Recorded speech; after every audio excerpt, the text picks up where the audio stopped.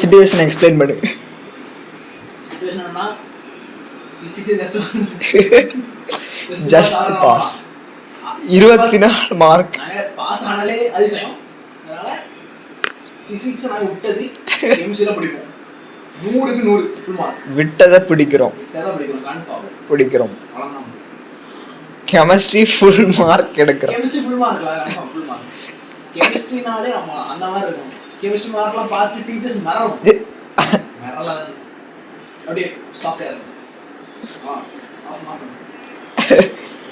வேற ஏதாவது சொல்லுங்க சார். நாளைக்கு எப்படி போய் எழுத போறீங்க? நாளைக்கு இது வரைக்கும் இன்னும் பெருசா தெரிஞ்ச மாதிரி இல்ல. இனி டைம் இல்ல. இனி நைட் படிப்போம்ல.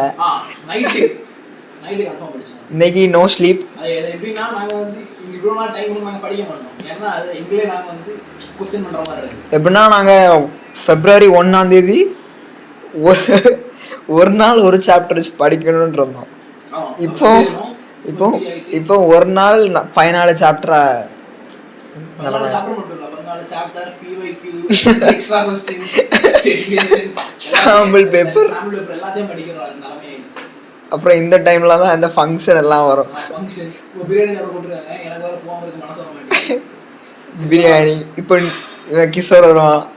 இப்போ சாயத்தனை தெரிஞ்சு போறான். அவர் எல்லாம் பாத்துங்க.